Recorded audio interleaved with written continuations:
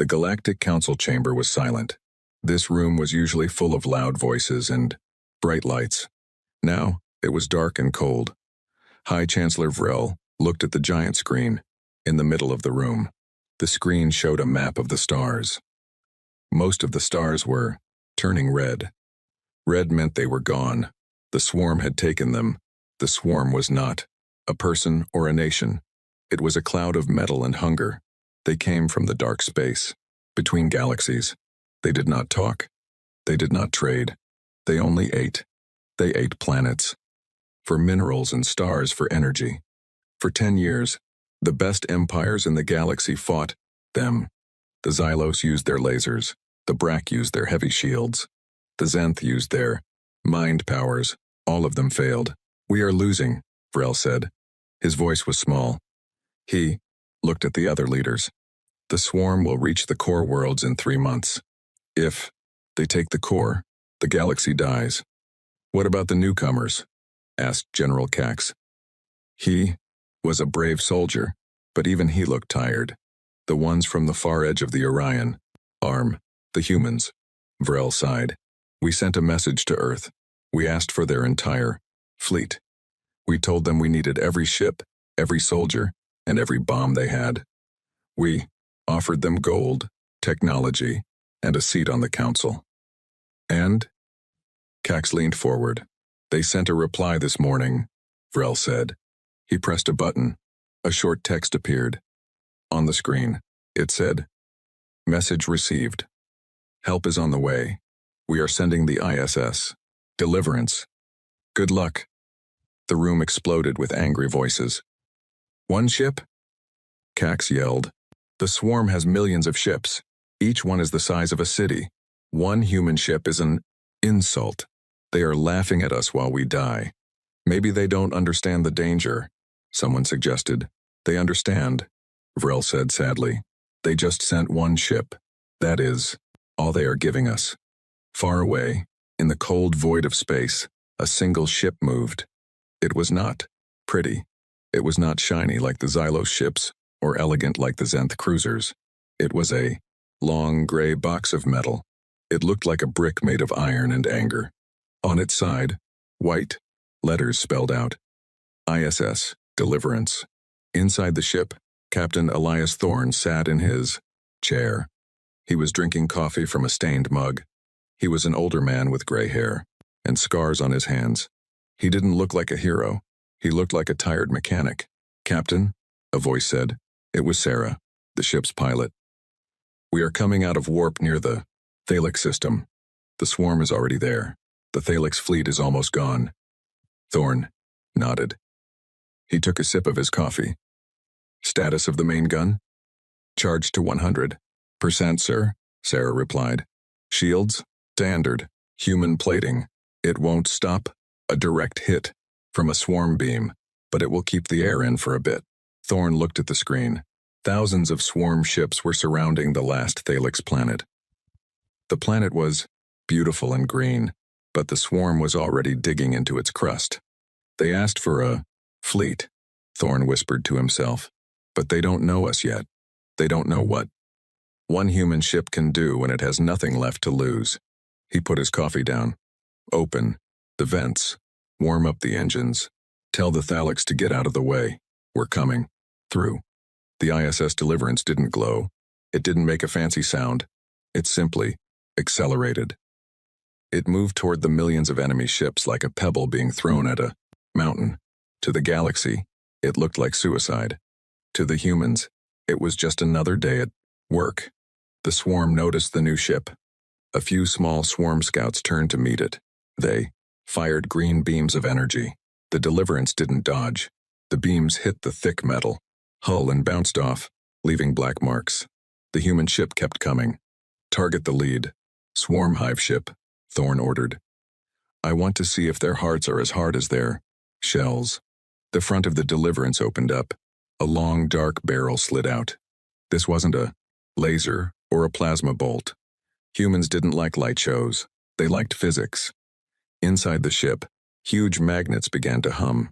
A solid slug of tungsten, heavy as a building, was loaded into the chamber. "Fire," Thorne said. There was no sound in space, but inside the ship, everything shook. The tungsten slug left the ship at a fraction of the speed of light. It traveled the distance between the ships in a heartbeat. It hit the swarm hive ship right in the center. The hive ship didn't explode like a bomb. It shattered like glass. The force was so great that the metal of the enemy ship turned into dust instantly. The slug didn't stop. It went through the first ship, hit a second ship behind it, and kept going into the dark. For the first time in 10 years, the swarm stopped moving. They were confused. Reload, Thorne said, picking up his coffee again. We have a lot of work to do. The bridge of the ISS Deliverance was a place of quiet focus, while the rest of the galaxy used computers that talked or holograms that glowed with every color. The humans used buttons, levers, and flat screens. To an alien, it looked like a museum. To Captain Thorne, it was a cockpit built for survival. The swarm is reacting, sir, Sarah said. Her hands moved quickly over her console. They are turning away from the planet. 300 ships are moving to intercept us. Mostly light attackers and a few mid-sized cruisers. Thorne looked at the radar. The screen was filled with red dots. Each dot was a ship that had destroyed entire cities. They think we are just one ship. They think if they surround us, we will die. They are right about the surrounding part, but they are wrong about the dying. Sir, the Thalix Admiral is trying to call us. The communications officer, Miller, shouted over the hum of the engines. Put him through, Thorne said. A holographic window appeared. It was small and shaky. The Thalix Admiral looked like a large, blue, scaled lizard. He was bleeding from a wound on his shoulder, and his bridge was filled with smoke. Human, the Admiral hissed. What are you doing? You have killed one hive ship, but you have drawn their attention to you. You cannot survive 300 ships. Turn around, run. We will try to cover you while we die. Thorne smiled. It wasn't a kind smile. It was the smile of a hunter. Admiral, with all due respect, stay out of the way. You're blocking my line of fire. If you want to help, pick up your survivors. We'll handle the rest. You are insane, the Admiral screamed before the connection cut out. He's probably right, Thorne whispered. Sarah, full thrusters. Head straight for the middle of their formation. Miller, activate the Porcupine defense system. Deliverance groaned as its engines pushed it forward. Usually, a ship would try to stay far away and fire from a distance. The Deliverance did the opposite. It dove into the middle of the red dots. The swarm attackers fired. Thousands of green energy bolts hit the human ship. The hull turned red hot. The temperature inside the bridge began to rise. Shields at 40%, Sarah reported. Hull integrity holding at 80. Wait for it, Thorne said, watching the distance markers. Wait. Now, from every inch of the Deliverance's hull, small hatches opened. These weren't cannons. They were thousands of small tubes. In an instant, they fired, but they didn't fire at the swarm. They fired a cloud of metal dust and tiny ball bearings into the space around the ship. To the swarm, this looked like trash, but the Deliverance was moving at incredible speed. In space, speed turns trash into a weapon. The swarm ships were also moving fast. When the swarm ships hit the cloud of metal dust, it was like hitting a wall of diamonds. The tiny ball bearings tore through the swarm's thin shields. The metal dust got sucked into their engines. Within seconds, 50 swarm attackers were spinning out of control. Their hulls turned into Swiss cheese. The Porcupine works every time, Miller laughed. Don't get happy yet, Thorne warned. The cruisers are coming. They have heavy armor. 2 large swarm cruisers, each 3 times the size of the Deliverance, closed in from both sides. They fired heavy beams of white light. The Deliverance shook violently. Lights flickered, and a pipe burst in the back of the bridge, filling the air with steam. Engineering says we're taking water damage in the cooling system, Sarah shouted. If we take another hit like that, the engines will melt. We don't need the engines for this. Next part, Thorne said.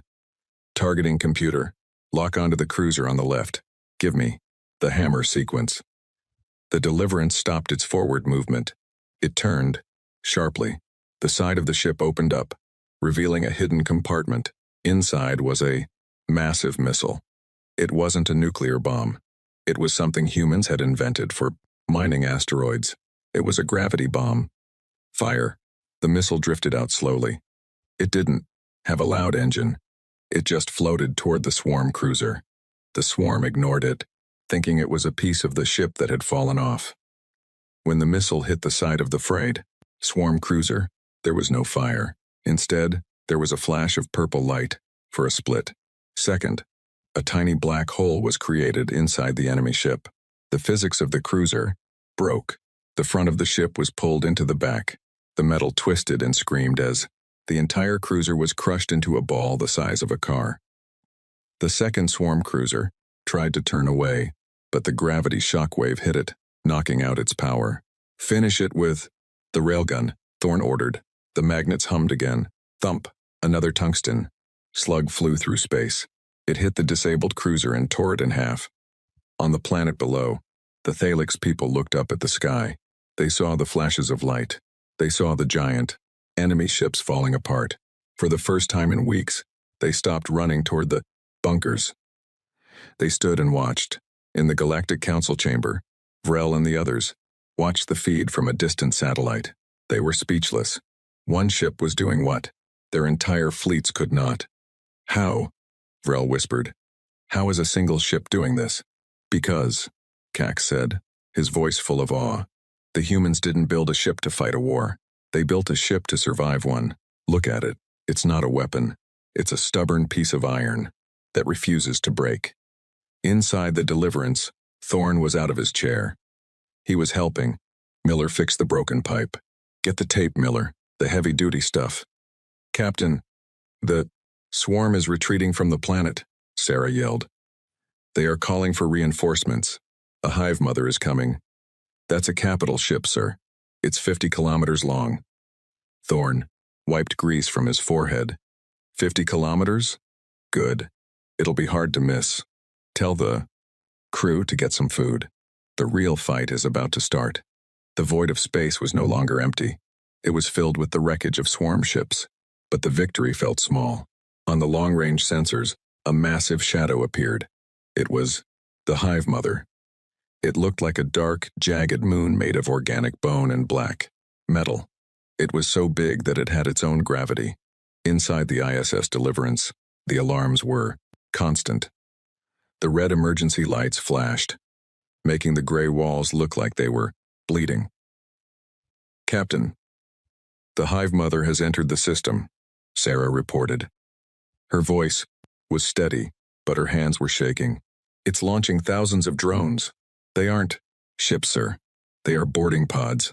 They want to get inside. Thorn looked at the giant shadow on the screen. They realize they can't break us from the outside, so they want to eat us from the inside. Typical. He turned to Miller. Signal the Thalix Admiral again. Tell him to get his remaining ships behind the moon. He needs to stay alive to tell the Force story. Sir, the Admiral says he won't leave us, Miller replied. He says the humans have earned his blood. Thorn grunted. Tell him to shut up and do what I say, if he wants to. Help. He can cover our retreat if things go south. But for now, we're going into the belly of the beast. The Deliverance accelerated. Instead of flying away from the massive Hive Mother, it flew straight toward the center of the giant ship. The Hive Mother opened its mouth, a huge landing bay meant for swallowing whole cruisers. Brace for impact, Thorn yelled. The human ship slammed through the swarm's energy shield. The vibration was so strong that several screens cracked. The ship slid across the metal floor of the swarm's interior docking bay, sparks flying everywhere. With a loud crash, the Deliverance came to a stop inside the enemy stronghold. Silence followed. Then, the sound of scratching began. Thousands of swarm soldiers, insect-like creatures with blades for arms, were crawling over the hull of the Deliverance. Seal the inner bulkheads, Thorn ordered. He stood up and walked to a locker at the back of the bridge. He pulled out a heavy shotgun. It was old, mechanical, and very loud. Miller, Sarah, grab your gear. We're going to the engine room. We're leaving the bridge? Sarah asked, grabbing a pistol.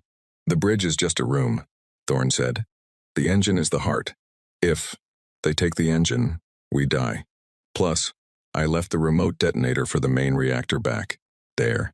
The crew moved through the narrow hallways of the ship. The walls were shaking. The swarm was using acid to melt through the outer hull. Suddenly, the metal ceiling above them tore open. A swarm soldier dropped down.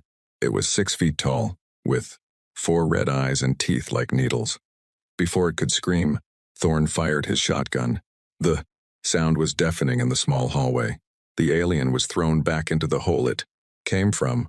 Keep moving, Thorne shouted. They reached the engine room.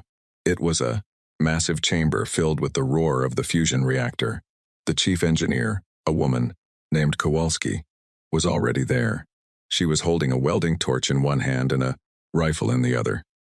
Captain, they're at the doors, she yelled. How long until the gift is ready, Kowalski? Thorne asked. 10 minutes, sir. But we need to stay connected to the Hive Mother's internal network for the virus to upload. The gift was not a bomb. It was a digital plague. Humans were famous for their computer hackers. They had realized that the swarm ships were all connected to a single hive mind. If they could upload a piece of junk code into the Hive Mother, it would spread to every ship in the fleet, telling their life support systems to shut down. The heavy steel doors of the engine room began to bulge. The swarm was pushing from the other side. Hold the line, Thorne cried. The doors burst open. A flood of black, clicking monsters poured in. The humans didn't have energy shields or plasma swords. They had lead bullets and fire. They fought with a desperation that the swarm had never seen. Humans didn't fight for glory. They fought because they were angry. Thorne fired until his gun was empty, then used the metal stock of the weapon to bash an alien's head. Sarah and Miller stood back to back, firing into the darkness. Upload at 90%, Kowalski screamed over the noise of the gunfire. The Hive Mother began to shake. It realized something was wrong. The lights inside the alien ship started to flicker. The swarm soldiers stopped fighting for a second, looking confused. Their connection to the mother was glitching. 95. 99. Done. Thorne grabbed a radio. Bridge, if anyone is left up there, get us out of here. The Deliverance's automated systems kicked in. The engines roared to life inside the enemy bay. The ship didn't wait for the doors to open. It used its railgun to blast a hole in the side of the Hive Mother and flew out into the cold vacuum of space. Behind them, the Hive Mother started to drift. Its lights went out. The thousands of smaller ships surrounding it stopped moving. They were like puppets with their strings cut. Did we win? Miller asked, leaning against the wall, covered in blue alien blood. Thorne looked at the screen. The massive Hive Mother was cold and dead. We won this round. But look at the long-range scan. On the map, more red dots were appearing, hundreds of them. The swarm had sent a fleet to this system, but they had millions more across the galaxy. They're coming for us, Sarah said. The whole galaxy is watching. They saw us kill a Hive Mother. Good, Thorne said, sitting on a crate. Let them come. They think we sent a fleet and we're down to one ship. They don't realize we only needed one. He looked at his crew. They were tired, hurt, and scared. But they were humans, and humans were the most stubborn things in the universe. The victory at the Thalic system sent a shockwave through the galaxy. On thousands of planets, alien races watched the footage of the gray human brick tearing through a Hive Mother. Hope is a dangerous thing. It makes people stand up when they should be hiding. But for the crew of the ISS Deliverance, there was no time for celebrations. The ship was in bad shape. Smoke hung in the hallways, and the outer hull was covered in first scars and deep gouges from swarm acid. Captain, we have a problem, Kowalski said, wiping oil from her face. She was standing in the middle of the engineering bay, surrounded by dismantled machinery. The main railgun is jammed. The heat from the last 3 shots fused the loading mechanism. And our fusion core? It's leaking radiation. We can't jump to warp. Thorn leaned against a bulkhead. He felt every year of his age. Can you fix it? I need a dry dock in a week, she replied. I have a hammer in 10 minutes. I can make it move, but I can't make it fight like it did before. Do what you can, Thorn said. He walked back to the bridge. On the main screen, the Thalix Admiral's face appeared again. This time, he wasn't screaming. He looked humbled. Captain Thorn, my people are safe because of you. My engineers are heading to your position. With supplies. We owe you our lives. Keep your supplies, Admiral, Thorn said. I need your scanners. Where's the rest of the swarm? The Admiral's expression darkened. They are gathering. They realize that you are the only thing standing in their way. They have stopped attacking other sectors. 5 Hive Mothers and 10,000 support ships are heading toward the Krios Nebula. They are going to jump to Earth, Captain. They want to destroy your home to prove a point. The bridge went silent. Earth, the blue, marble. The place where everyone on the Deliverance had a family, a memory, or a dream. They're bypassing the Council fleets? Miller asked, his voice cracking. The Council fleets are broken, the Admiral said sadly. The swarm doesn't care about us anymore. They see you as the only real threat. If they destroy Earth, the galaxy will give. Tone looked at his crew. Sarah was staring at a photo of a small house in a green valley taped to her console. Miller was clutching a necklace. How long until they reach? The jump point? Thorn asked. 6 hours, the Admiral replied. Even if your ship was perfect, you couldn't stop 5 Hive Mothers. Thorn stood up straight. The tiredness seemed to vanish, replaced by a cold, hard focus. Admiral, I need you to send a message to every ship in the galaxy, every merchant vessel, every scout, every old rusted freighter. Tell them the humans are making a stand at the Krios Nebula. Tell them we aren't asking for help. We're asking them to watch. Watch? Watch what? Watch what happens when you push a human into a corner, Thorn said. Sarah, plot a course for the Krios Nebula.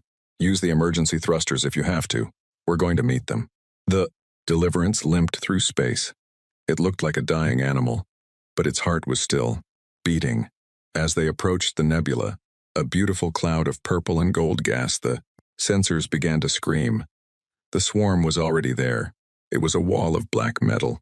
5 Hive Mothers sat at the center of a massive circle of ships. It looked like a dark crown in the middle of the stars. They were preparing their jump drives. The space around them was beginning to warp. They haven't seen us yet, Sarah whispered. We're hiding in the nebula's interference. Good, Thorn said. Kowalski, status on the last resort? Over. The comms. Kowalski's voice was quiet. It's ready, sir. But you know what it means. There's no coming back from this.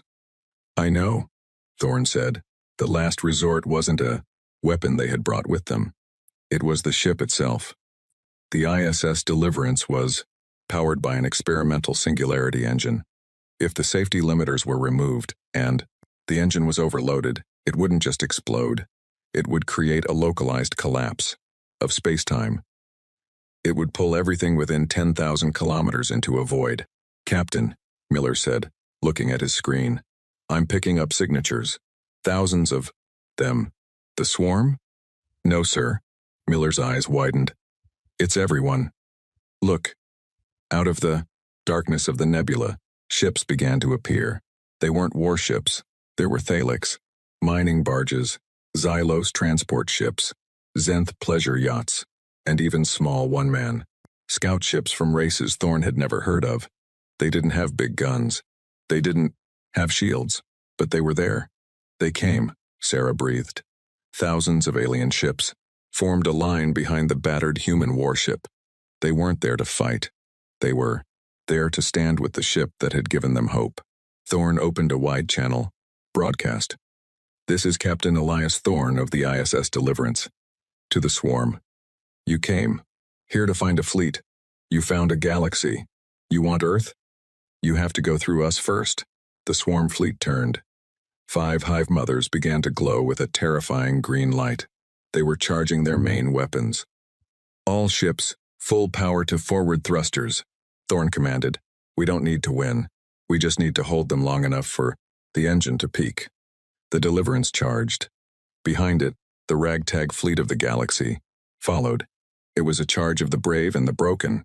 Lasers and plasma bolts lit up the nebula like 1,000 suns. 30 seconds to engine overload, Kowalski shouted. Thorne sat in his chair. He picked up his coffee mug. It was empty. It's been an honor. Everyone. The screen turned white. The white light did not bring death. Instead, it brought a silence so deep it felt heavy. For several seconds, no one on the bridge of the Deliverance could see or hear. Then, slowly, the world returned. The screen flickered back to life. The Krios Nebula was gone. In its place was a massive, swirling hole in the fabric of space. The 5 hive mothers were nowhere to be seen. They hadn't been destroyed by fire. They had been pulled into the void created by the Singularity engine. But the Deliverance was still there. Report? Thorne coughed, waving away the smoke. Sir! The engine! Sarah gasped, looking at her flickering monitors. It didn't explode. When the other ships, the alien ships, approached us, their combined energy fields created a feedback loop. It stabilized our singularity. It pushed the blast outward, away from us, and toward the swarm. Thorne looked out the viewport. The thousands of alien ships were still there. They were battered, many with hulls glowing from the heat, but they were standing. The swarm fleet was in ruins. Without their hive mothers to guide them, the remaining smaller ships were crashing into each other or flying blindly into the dark. The swarm is retreating, Miller whispered, tears running down his face. They're actually leaving. The radio erupted. It wasn't just the Thalix Admiral this time. Hundreds of voices and dozens of languages were cheering. The sound was a chaotic, beautiful symphony of victory. Captain Thorne. A voice came through the noise. It was High Chancellor Vrel from the Galactic Council. He wasn't in his dark chamber anymore. He was standing on a balcony. On the core world, looking at the stars. The galaxy saw every planet, every citizen. They saw one ship refuse to move. And they saw what happens when we stand together. Thorne leaned back in his chair. His hand reached for his coffee mug, but it had shattered during the blast. He smiled anyway. It wasn't just one ship, Chancellor. It was a start. 1 year later. The Galactic Council chamber was bright again, but it looked different. There were no longer high walls separating the leaders. In the center of the room stood a new statue. It wasn't a statue of a great king or a god. It was a statue of a simple, gray, rectangular ship, the ISS Deliverance. Humanity didn't take the gold or the seats of power the Council offered as a reward. Instead, they asked for something else, an open trade, route, and a promise that no world would ever have to face a threat alone again. The Deliverance itself was retired. It was now a museum orbiting Earth. Captain Thorne, now, retired to a small farm in a green valley, often looked up at the night sky. He knew the swarm was still out there in the deep dark. He knew that one day, another threat might come, but he wasn't worried. The galaxy had learned the most important lesson the humans had to teach. It wasn't about the size of the guns or the strength of the shields. It was about the fact that no matter how big the enemy is, they can be beaten if you are simply too stubborn to lose. In the Orion Arm, a single ship had started a war, but a single spirit had finished it. And for the first time in 1 billion years, the stars felt safe. Humanity hadn't just sent a warship. They had sent a message, and the universe had finally. I listened. The war was over, but the peace was loud. The great silence that followed the disappearance of the hive mothers didn't last long. Soon, the galaxy was filled with the sound of reconstruction, but for some, the end of the war was just the beginning of a new mystery.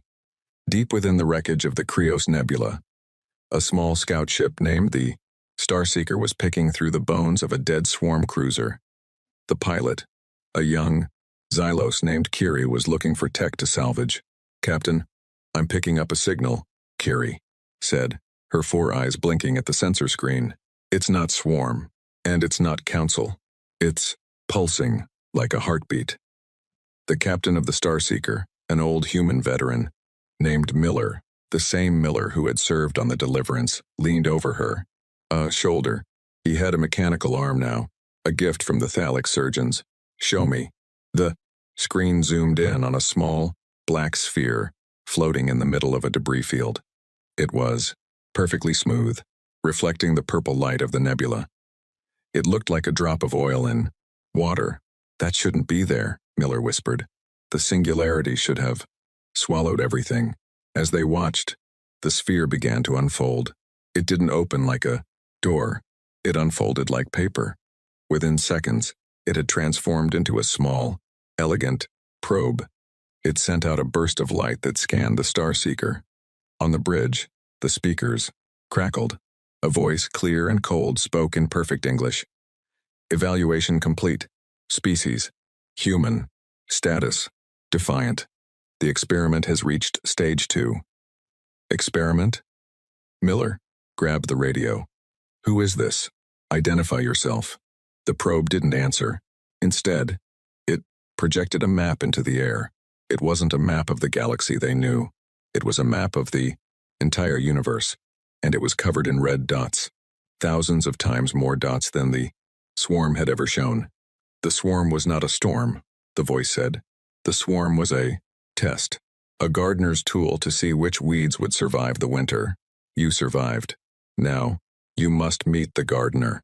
The probe vanished into a flash of light, leaving the crew of the Starseeker in total darkness. Back on Earth, the news reached the United Earth Command. Admiral Thorne, now a legend, was pulled out of his peaceful retirement. He stood in the high-tech war room, looking at the data Miller had sent back. They're saying, "We were tested," Thorne said to the room full of generals. They're saying the most terrifying enemy we ever faced was just a tool to see if we were worth talking to. What do we do, sir? A young officer asked. We just finished rebuilding. Our fleet is still small. We only have the one warship style that works. Thorne looked at the map of the universe. He thought about the Deliverance, about the cold coffee, and about the way the galaxy had stood together in the nebula. We do what humans do best, Thorne said. We don't wait for them to come to us. If there's a gardener out there who thinks they can play with our lives like weeds, we're going to go find them, and we're going to show them that this garden belongs to us. He tapped a button on the table. Start the shipyards. I want 10 more ships like the Deliverance. No, make it 20. And this time, we're not just sending them to help. We're sending them to explore. The galaxy had spent millions of years being afraid of the dark. But the humans had shown them that if you carry a big enough light and a big enough gun, the dark isn't so scary anymore. The era of the Great War was over. The era of the Great Discovery had begun. And leading the way, once again, would be the gray, stubborn bricks of Earth. The discovery of the Gardner probe changed everything. The Galactic Council was no longer just a group of survivors. They were now a group of students. Under human leadership, a new mission was formed, Project Pathfinder. The goal was to find the source of the probe and demand answers. But the galaxy was still scarred. Many systems were still full of swarm wreckage, and some planets were still hiding in fear. To show the universe that the era of hiding was over, the humans decided to host a summit. But this wouldn't be a summit of politicians. It would be a summit of engineers and explorers. We need a new kind of ship, Thorne said, looking at the blueprints in the Earth. Command headquarters. The Deliverance was a hammer. It was built to smash things. For this journey, we need a needle. Something fast, something smart, and something that can talk back. The result was the ISS Odyssey. It was sleek, unlike the Deliverance, but it still had that thick human armor. It carried the best sensors from the Zenth, the fastest, engines from the Xylos, and the most advanced AI the humans had ever programmed. The Odyssey's first mission was to follow the coordinates hidden in the probe's map. The coordinates led to a place called the Void of Whispers, a region of space where no stars existed. It was a hole in the universe, 500 light-years wide. Captain Miller, we are approaching the edge of the void, Kiri said from the pilot's seat. She had been promoted to the Odyssey for her bravery in finding the probe. The sensors are picking up music. It sounds like a million voices singing at once. Miller, now the commander of the most advanced ship in history, listened. The sound was haunting and beautiful. It's not music, Kiri. It's data. A lot of it. They aren't just watching us, they are recording us. Suddenly, the space in front of the Odyssey began to ripple. A massive structure materialized out of the darkness. It wasn't a ship or a station. It was a ring, thousands of miles wide, glowing with a soft white light. Around the ring, thousands of smaller spheres, exactly like the one they found in the nebula, were orbiting like bees around a hive. "This is the garden," a voice echoed through the ship. It was the same cold, clear voice from the probe. "Welcome, species 452b.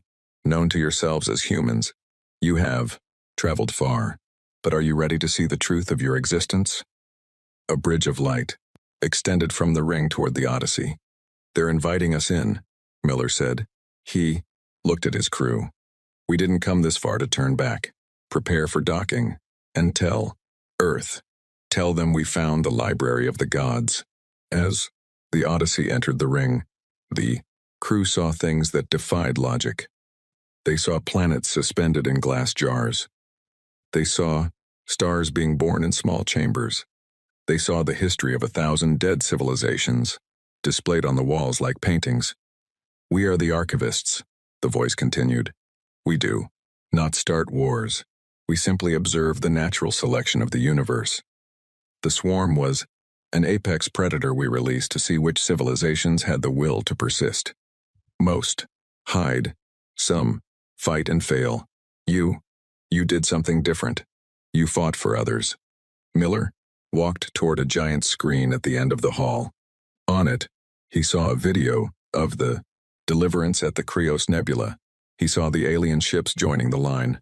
"By saving yourselves, you changed the will of the galaxy," the archivist said. "You broke the experiment. And because you broke it, the experiment is over. The swarm will never return." "And what happens now?" Miller asked. "Now," the archivist said, and for the first time, the voice sounded almost warm. "Now, you become the teachers. The galaxy is young, and it is frightened. It needs someone to show it how to be brave. It needs the humans." Miller looked out at the vast library. He realized that the war wasn't the hard part. The hard part was going to be leading a galaxy that was now looking to Earth for all the answers. "Kiri," Miller said into his comms, "tell Admiral Thorne to cancel the 20 warships. We don't need hammers anymore. We need schools." The transition from soldiers to teachers was not as easy as Miller had hoped. While the archivists had declared the experiment over, the galaxy was still a chaotic place. The power vacuum left by the swarm had allowed smaller, greedy factions to emerge. Some alien races, who had hidden during the war, now came out to claim territory that didn't belong to them. On Earth, the Humanity First movement was growing. Some people argued that after saving the galaxy, humans should focus only on Earth. They didn't want to be teachers. They wanted to be kings. Admiral Thorne, now gray-haired and weary, sat in a garden in Switzerland, looking at a digital tablet. It was a message from Miller. "The archivists gave us the keys to the library, Thorne, but everyone else is trying to steal the books," Thorne sighed. He knew that peace was often more complicated than war. He called for a meeting of the newly formed Galactic Coalition. "We are not here to rule," Thorne told the gathered leaders of 100 worlds. "And we are not here to hide. We are here to build a shield. Not a shield of metal, but a shield of laws." While the politicians argued, Miller and Kiri were back on the Odyssey, patrolling the edge of the Krios Nebula. They were responding to a distress call from a small colony of refugees. A group of space pirates, using scavenged swarm technology, was attacking them. They think because the big war is over, there are no more rules. Kiri said, her hands flying over the weapons console. Should I warm up the railgun, sir? Miller looked at the pirate ships. They were small, fast, and mean. No, we're not the Deliverance. We don't just smash things anymore. Open a channel. The pirate leader, a jagged-looking alien with a mechanical eye, laughed when he saw Miller's face. The great human hero. Where is your big warship? You've come in a toy ship to talk to us? We have swarm lasers now. Those aren't lasers, Miller said calmly. Those are mining tools the swarm used to cut through rock. If you fire them at your current power levels, your own reactor will explode. I'm not here to fight you. I'm here to save you from your own stupidity. The pirates didn't listen. They fired. The Odyssey didn't dodge. It didn't need to. The Zenth, cloaking technology, and Xylos energy dampeners made the pirate beams look like flashlights hitting a mountain. Kiri, use the electronic pulse we learned from the archivists, Miller ordered. The Odyssey emitted a soft blue wave of energy. It wasn't a bomb. It was a command. It told every computer on the pirate ships to take a nap.